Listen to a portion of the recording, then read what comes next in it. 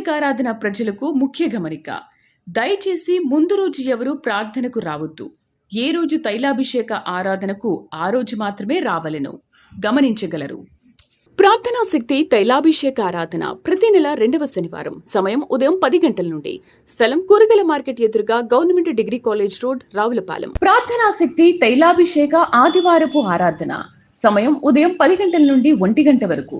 స్థలం viceroy gardens, Jubilee bus stand ఎదురుగా, సికింద్రాబాద్. ప్రార్థనా శక్తి తైలాభిషేక ఆరాధన ప్రతి నెల 2వ మంగళవారం. సమయం ఉదయం 10 గంటల నుండి.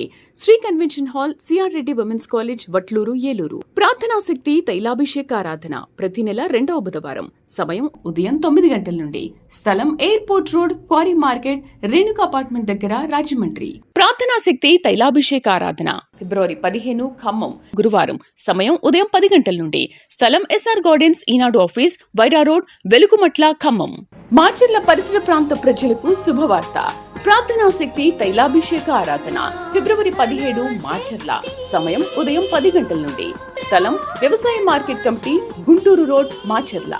యేసయ్య నామములో మీకు వందనాలు తెలియపరుస్తూ ఉన్నాను. ఈ దినం కొరకు దేవుడు సిద్ధపరిచిన వాగ్దానాన్ని మనం స్వాధీనపరచుకుందాం. పరిశుద్ధ గ్రంథంలో నుండి యెహోషువ గ్రంథము 3వ అధ్యాయము 7వ వచనం ద్వారా దేవుడు మీ కుటుంబాన్ని దర్శిస్తూ ఉన్నారు. యెహోషువ గ్రంథము, జాషువా చాప్టర్ 3 వర్స్ 7లో 4th లైన్ అండర్లైన్ చేసుకోండి. అక్కడ అద్భుతమైన మాట, వారి కన్నులు ఎదుట నిన్ను గొప్ప చేయ మొదలు పెట్టేదను. దేవునికి మహిమ కలుగును గాక. 7వ వచనం అంతా ఒకసారి చదువుతుంటే మీకు ఇంకా అర్థమవుతుంది. నేను చదువుతున్నాను, చూడండి ఒకసారి. అప్పుడు యెహోషువతో ఇట్లా నేను మోషేకు తోడైండినట్లు నీకును తోడైందునని ఇశ్రాయేలీయులందరూ ఎరుగునట్లు నేడు వారి కన్నులు ఎదుట నిన్ను గొప్ప చేయ మొదలు పెట్టేదను.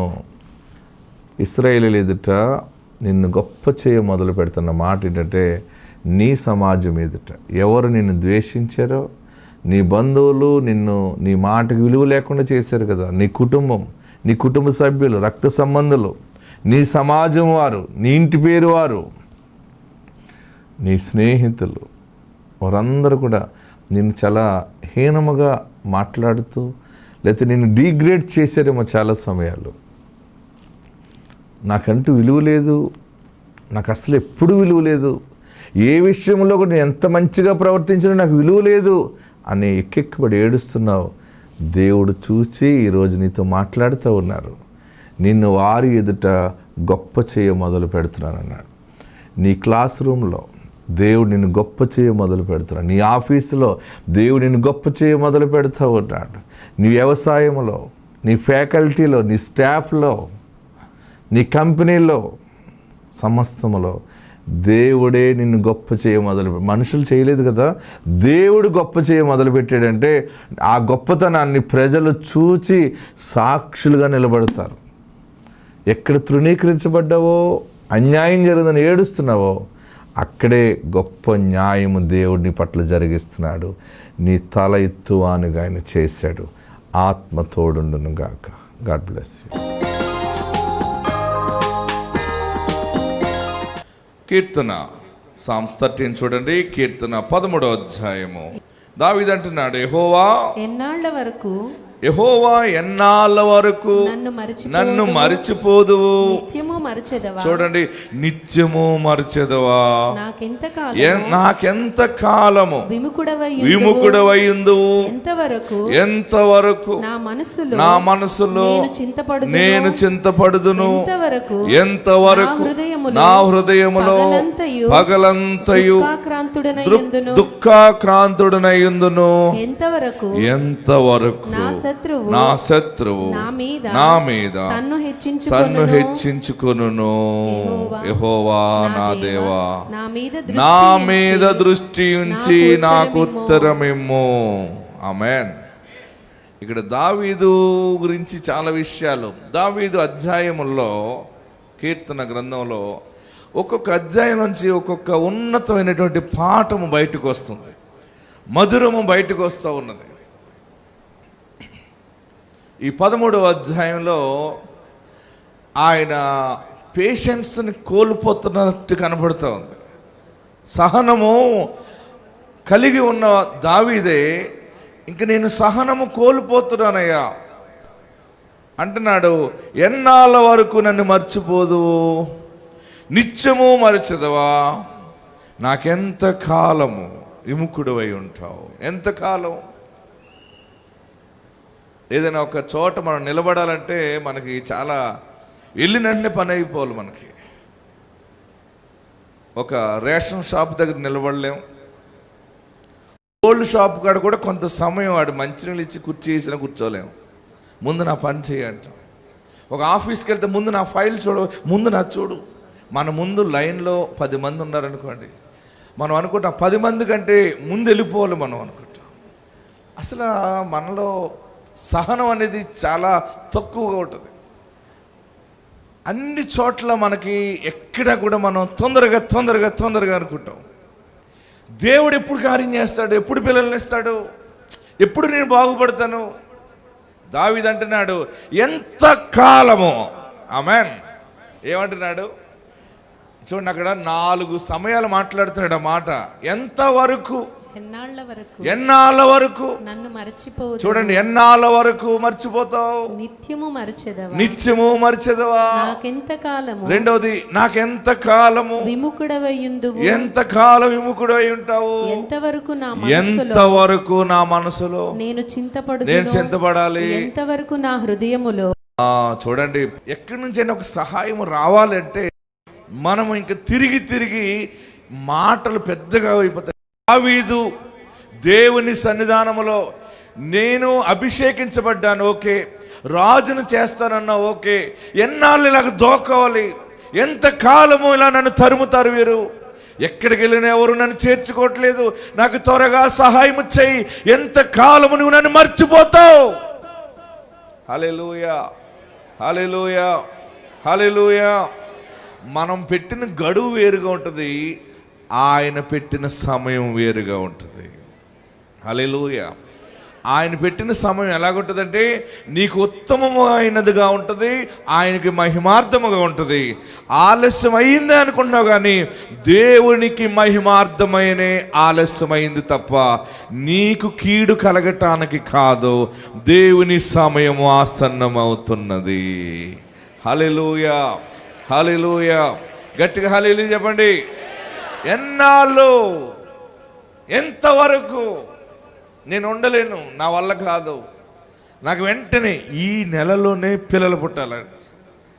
నీ మనసు ఏంటో, నీ బుద్ధి ఏంటో అన్నీ తెలుసు కనుక ఇంకెప్పుడు పిల్లల విషయంలో ఆయన సాధించకుండా శ్రేష్టమైన అందమైన రూపకల్పనతో దేవుడు నీకు ఇస్తాడు. హల్లెలూయా, హల్లెలూయా. మనం తొందరపడివాడు త్రోవ తప్పిపోతాడు. దావీదు అంటున్నాడు, ఎంతకాలము నాకు సింహాసనం ఇస్తాన్నావు, ఎంతకాలము నన్ను రాజును చేస్తానన్నావు, ఎంతకాలము నాకు వాగ్దానం ఇచ్చేవు, నువ్వు ఇచ్చేవు అని నేను ఆ భ్రమలో బ్రతుకుతున్నాను. రోజు నేను క్షీణించిపోతున్నాను. ఇంతవరకు అందరి ముందు డబ్బా కొట్టుకున్నాను, కానీ నా పరిస్థితి బాగుగా లేదయ్యా అని ఏడుస్తున్నాడు దావీదు. నాలో నేను కృంగిపోతున్నాను. హల్లెలూయా, హల్లెలూయా. నా అప్పులు ఎప్పుడు తీరుతాయి, నాకు ఎప్పుడు పిల్లలు పుడతారు, నేను ఎప్పుడు ఇల్లు కడతాను, ఎప్పుడు నా భర్త రక్షించబడతాడు, ఎప్పుడు నా భర్త తాగుడు మానేస్తాడు, నేను నా జీవితం ఎప్పుడు, ఎక్కడ, ఎంతకాలము, ఎన్ని వారాలు నేను తిరగాలి, నా వల్ల కాదు అనుకుంటుంటాం. ప్రతిదానికి ప్రసంగులు అన్నాడు, ప్రతిదానికి సమయము కలదు. ఆమేన్. హల్లెలూయా. గట్టిగా హల్లెలూయా చెప్పండి. ప్రతిదానికి సమయము కలదు. హల్లెలూయా, హల్లెలూయా, హల్లెలూయా. నా దేవుని పథకము ఈరోజే నీ జీవితంలో అమలు జరగనై ఉన్నది. అబ్రహాముకి దేవుడు వాగ్దానం చేశాడు, నీకు మగపిల్లోని ఇస్తాను, అలా చేస్తాను, ఇలా చేస్తాను, నక్షత్రాలు, ఇసుక రేణువులు ఎన్నో చెప్పాడు. ప్రతిరోజు అబ్రహాము తన భార్యకి చెప్పాడు, ఏమే మనకి కుర్రోడు పుడతాడంటే నక్షత్రాలు అని చెప్పాడు, ఇసుక అని చెప్పాడు, బోల్డ్ అంత అన్ని దీవెనలు చెప్పాడంటే ఆహా అన్నది. ముందు మళ్ళీ సంవత్సరం కన్సీవ్ అవ్వలేదు. 2, 3, 4, 5, 25 సంవత్సరాలకి ఆమేన్ 25 సంవత్సరాలు అబ్రహాము రోజు, దేవా నా భార్యని గర్భవతిగా చేయవా అనేవాడు. శారమ్మ కూడా, దేవా నువ్వు మాట ఇచ్చావు కదా, చేసేస్తావు. ప్రియులరా, దేవుడు అబద్ధికుడు కాడు. ఆమెన్. ఆయన నెరవేరుస్తాడు. నెరవేర్చే వరకు నిన్ను బ్రతికిస్తాడు. నెరవేర్చే వరకు నిన్ను పోషిస్తాడు. అంతవరకు నీ చుట్టూ కంచెగా ఉంటాడు, బాధ్యత వహిస్తాడు. ఆమెన్. యోసేపు చెరసాలలో వేయబడ్డాడు. చెరసాల నుండి ఆయన సింహాసనం ఎక్కటానికి 13 సంవత్సరాలు పట్టింది. ఎన్ని సంవత్సరాలు? ఆయనకి చేలో దర్శనం ఉంది. 11 పనులు అతను నమస్కరించటం ఆయన పన ముందు. 11 నక్షత్రాలు, సూర్యుడు, చంద్రుడు ఆయనకి నమస్కరించటం. ఈ కలలు, ఈ ఊహాలోకములో ఉన్నాడు, ప్రార్థన చేస్తున్నాడు. ఎంత ప్రార్థన చేస్తున్నాడు, అంత శోధన, అంత దరిద్రం అతన్ని వెంటాడిపోయింది. ఆ దరిద్రములో కూడా దీవెనకరైన వాగ్దానాన్ని పట్టుకున్నాడు. నువ్వెంతవరకు చేస్తావని అనలేదు యోసేపు. మౌనముగా ఉన్నాడు. అయినా సరే ఆయన అబద్ధికుడు కాడు. ఆమేన్. నిజమైన క్రైస్తవుడు అంటే విశ్వాస వీరుడిగా ఉండాలి, విశ్వాస వీరురాలుగా ఉండాలి. నాకు మహా పిచ్చి విశ్వాసం అంటారు. నాకు ఎంత ఇష్టమో తెలుసా విశ్వసించటం అంటే. ఎందుకంటే చెవుని పడింది కదా, మాట్లాడిన వాడు దేవుడని నమ్మాం కదా, ఆయన అబద్ధికుడు కాడు కదా, ఆయన ఏదో ఒక సమయంలో చేస్తాడంతే.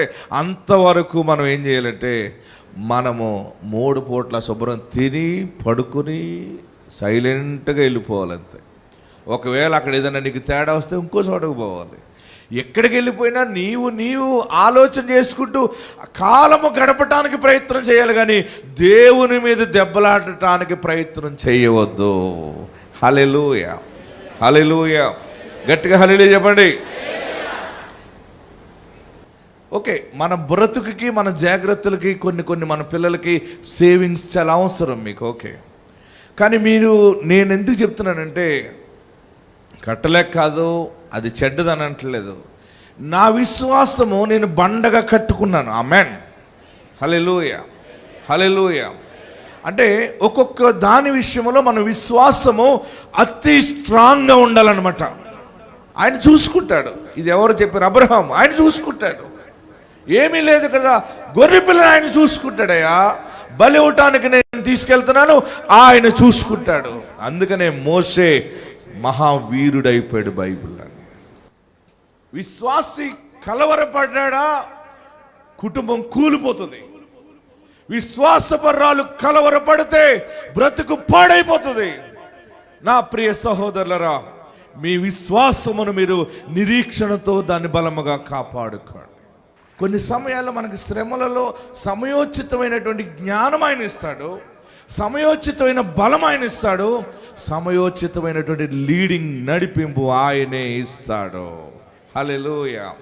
మనం కలిగి ఉండవలసింది ఒకే ఒకటి, చాలా స్ట్రాంగ్గా ఉండవలసింది ఏంటంటే, నేను కలవరపడను. ఆమేన్. నా కుటుంబం పాడైపోదు, నేను రోగిని కాను, నేను గొడ్డురాల్ని కాను, ఆయన నా పక్షముగా ఉన్నాడు, ఆయనే చూసుకుంటాడు. ఎంతకాలము, దావీదు అంటున్నాడు, ఇంకెంత కాలము. 4 మార్లు అన్నాడంటే ఇక మామూలు విషయం కాదు. ఒక సబ్జెక్టు 2 మార్లు తిరగబడిందంటే ఒక నోటంపుడ అది చాలా సాక్షార్థంగా ఉంటుంది.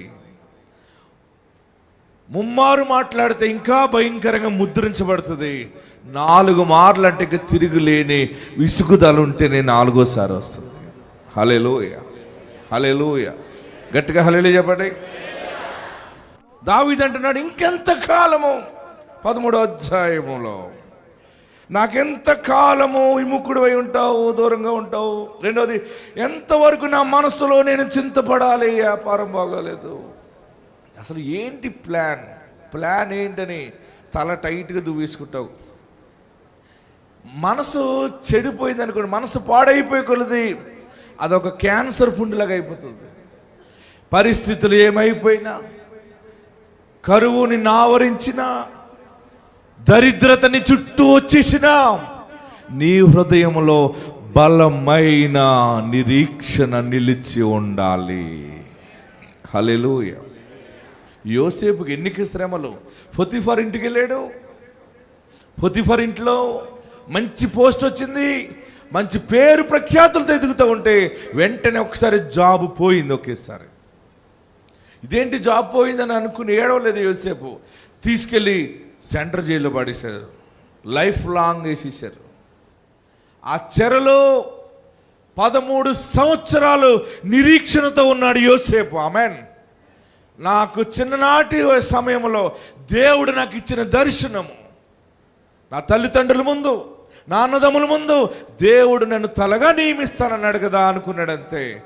తగిన సమయము చూడండి, ఆయన చెరలోకి వెళ్ళటం, వారు ఆయన ఉద్యోగం తీసేయటం, అందరూ పిడిగుద్దులు గుద్దటం, దారులు వెళ్ళిపోయేవాడికి అన్నలు అమ్మివేయటం, ఎంత కీడు కీడు కీడు, దరిద్రం, శోధన, వేదన, గుండె పగిలిపోయినంత బాధ. ఇప్పుడే రావా, ఇప్పుడే వీళ్ళ ముందే నీవు నా పక్షంగా ఉన్నావని రుజువుపరచుకోవడానికి వెంటనే కార్యము జరిగించని ఎంత ప్రార్థన చేసినా దేవుని సన్నిధి దిగి రాకపోతే, అయినా యోసేపు ఆయన దగ్గర మౌనముగా ఉన్నాడు.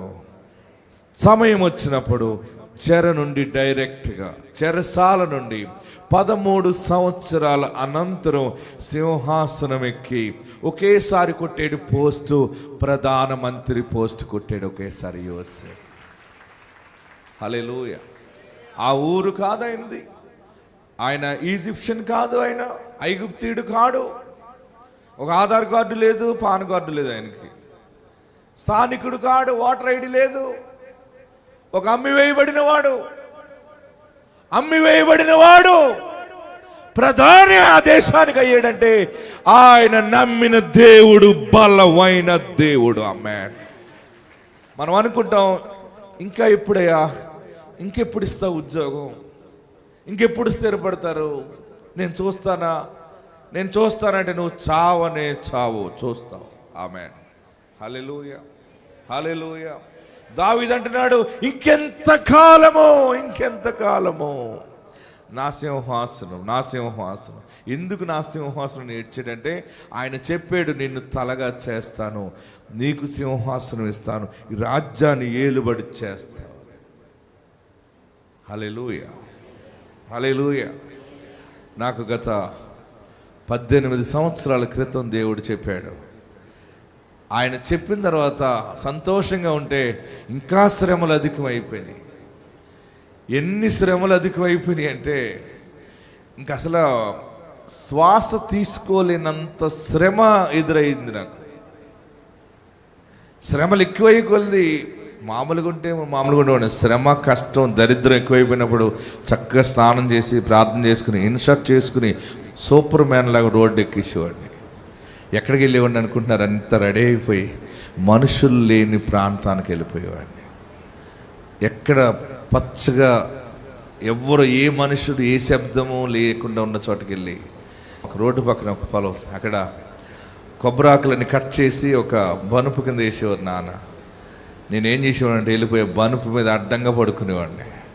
నా ప్రాణం యెహోవాను సన్నతించును. ఆమేన్. హల్లెలూయా. నీవు నాకు మాట ఇచ్చావు, నీవే దాన్ని నెరవేరుస్తావు అని నేను సమయం ఎలా గడపాలనుకునేవాడిని. ఏమనుకునేవాడిని? ఈ సమయం అంటే ఆయన ఇస్తానన్నాడు, ఇస్తాడు, వాడుకుంటాడు. అంతవరకు నేనేం చేయాలి అంటే రోజులు నేను ఈజీగా దాటాలి.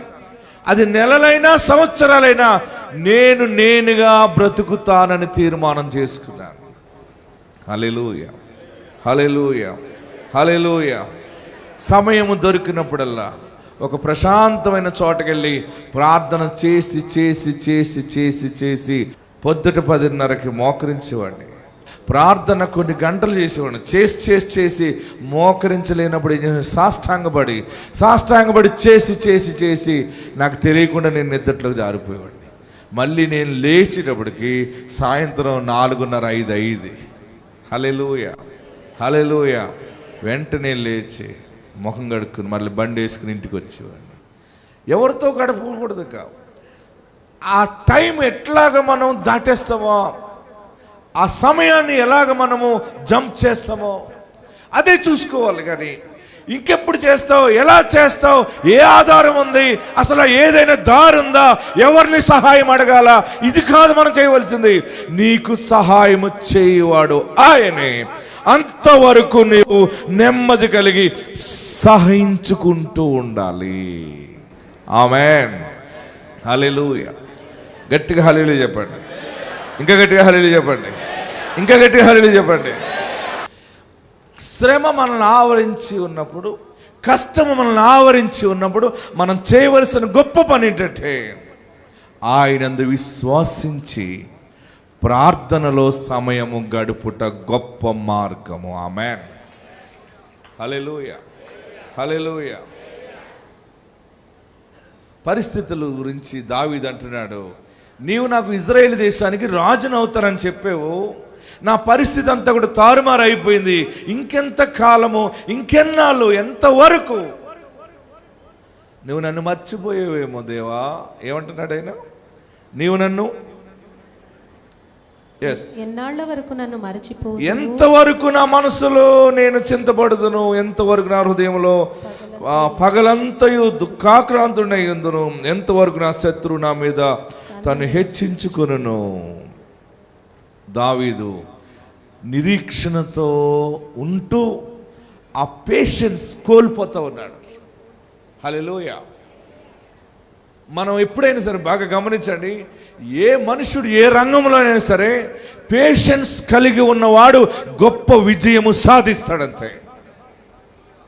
అటు మహాత్మా గాంధీ దగ్గర నుంచి చూడండి, ఎవరైనా పోరాటములో సహించుకుంటూ పోరాడినవాడు విజయము సాధిస్తాడు. మహాత్మా గాంధీ ఉప్పు సత్యాగ్రహం అని, ఆ సత్యాగ్రహం ఇదని అన్ని చేస్తూ ఉంటాడు. సహించుకున్న మహాత్మా గాంధీ జాతికి పిత అయ్యాడు. ఆమేన్. ఆమేన్. దైవ భక్తిలో, విశ్వాస విధానములో ఆయన మనకి ఏం మాట ఇచ్చాడు, ఆ మాట నెరవేరే వరకు మనము సహనముతో కనిపెట్టుకుంటూ ఉండాలి. అందుకనే పిల్లలు లేని వారు ప్రార్థన చేస్తే వెంటనే ప్రార్థనకి జవాబిస్తూ ఉన్నాడు. దేవుడు ఇంతవరకు 4500 మంది పైగా పిల్లలను దేవుడు ఇచ్చాడు. ఎంతమందిని ఇచ్చాడు ఆయన? 4500 పైన. మిగిలిన సంఖ్య అంతా కూడా లెక్కించబడుతూ ఉంది. తొందరలో 5000 అయిపోతుంది. నమ్ముట నీ వలనే, నమ్మువానికి సమస్తము. మరి అబ్రహాము 25 సంవత్సరాలు వెయిట్ చేశాడు కదా. యోసేపు 13 సంవత్సరాలు పట్టింది సింహాసనం ఎక్కటానికి. ఈజిప్ట్లో జోసెఫ్ని దేవుడు ప్రైమ్ మినిస్టర్గా చేయటం ఎంత గొప్ప ఆశ్చర్యం అన్నమాట. చూడండి, యోసేపుకు వెంటనే చేస్తే అది వేరుగా ఉండను. యోసేపు చెరసాలకి వెళ్ళి ఆయన 13 సంవత్సరాలు చెరలో ఉండి సింహాసనం ఎక్కిన తర్వాత ఆ ఫరో, ఆ రాజు, ఐగుప్తు రాజు అతని మీద ఆ కనికరము చూపి అధికారం అంతా, ఐగుప్తు దేశం యొక్క అధికారం అంతా యోసేపుకు అప్పగించిన తర్వాత యోసేపు అనంతరం 4 తరాల వరకు ప్రజలు యోసేపు పేరు చెప్పుకుని బ్రతికారు. ఆమేన్. హల్లెలూయా.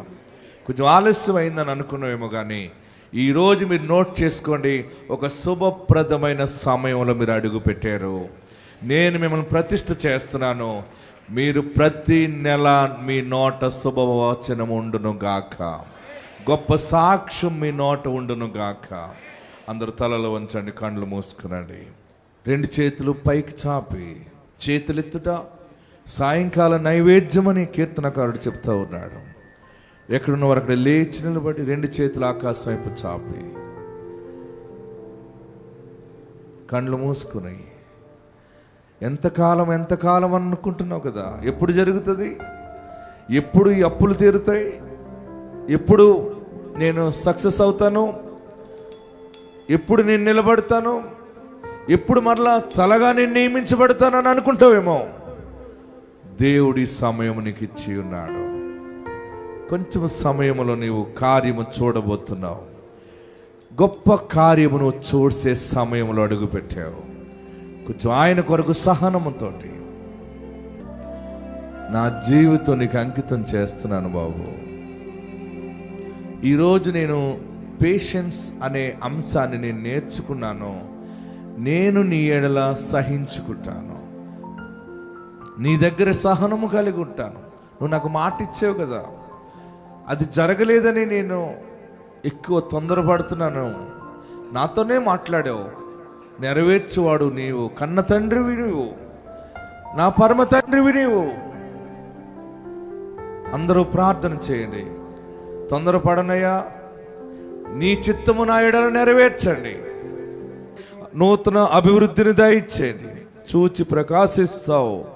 జనముల ఐశ్వర్యము నీ యొద్దకు తేబడును, సముద్ర వ్యాపారం నీ వైపు త్రిప్పబడును. నీ మాటలు ఉన్నాయి, అవన్నీ కూడా నెరవేర్పు సమయం దయచేయండి, కృప దయచేయండి. మనస్సుకు శాంతి లేదని, నేను ఒంటరిని అయిపోయినని ఏడుస్తున్న ప్రతి బిడ్డని ఓదార్చండి. కుటుంబాల్లో ప్రతి కుటుంబానికి తండ్రిగా తల్లిగా మీరుండి కార్యములు జరిగించండి.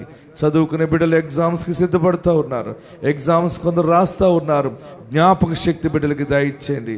దైవ జ్ఞానముతో నింపి గొప్ప ఉత్తీర్ణత బిడ్డలకి దయచేయండి. ఒక బలమైన సాక్ష్యముతో మేమందరము కలిసి నిన్ను స్తుతించే భాగ్యము దయచేయండి. యేసు నామములో అడుగుచున్నాము తండ్రి, ఆమేన్.